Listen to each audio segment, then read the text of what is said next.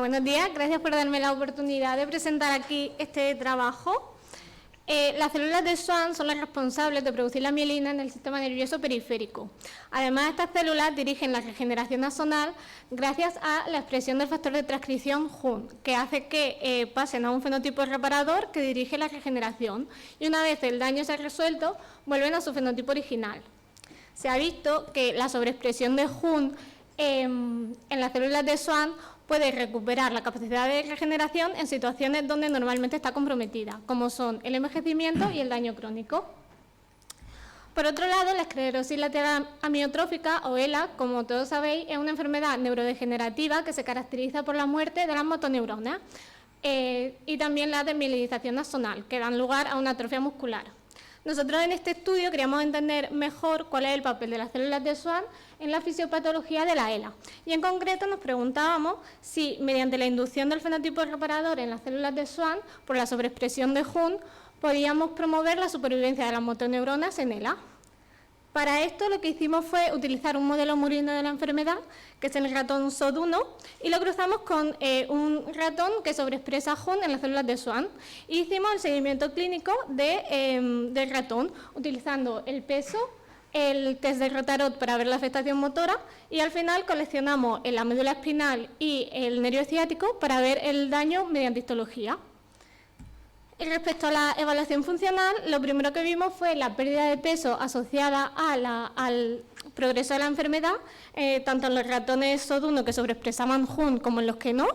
También vimos que la supervivencia era similar en ambos grupos y respecto al test de Rotarod vimos que los ratones SOD que desarrollaban la enfermedad tenían un peor rendimiento motor que los controles sanos. Y este rendimiento era significativamente peor en aquellos ratones que sobreexpresaban JUN, al contrario de lo que nosotros pensábamos en un principio. Para valorar el daño en la médula espinal utilizamos una tinción de Cressil violeta que nos permite cuantificar motoneuronas, y lo que vimos es que la sobreexpresión de JUN no afecta a la supervivencia de estas motoneuronas.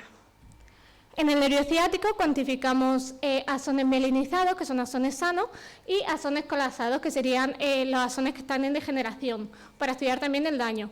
Y de nuevo vimos que no se veía alterado este daño por la sobreexpresión de JUN. Finalmente, también en el nervio ciático utilizamos el G-ratio, que nos da una medida del grosor de la mielina en función del diámetro axonal.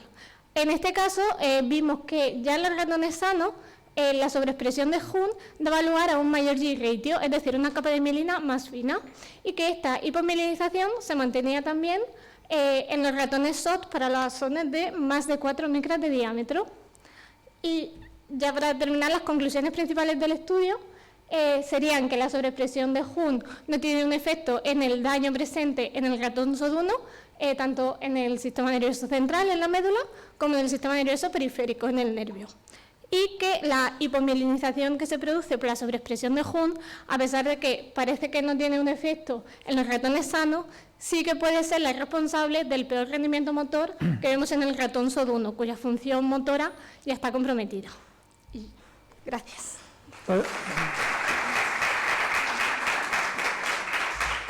Muchísimas gracias por el trabajo tan bonito. ¿Tenéis alguna pregunta? Yo tengo una duda. ¿El modelo murino que habéis usado es extrapolable a la enfermedad humana? ¿Es parecido o cómo se ha hecho el modelo murino? Es parecido. El modelo murino se hace con el gen SOD1, que es el nombre que le da el ratón, es uno de los genes que se ha asociado al desarrollo de la ELA.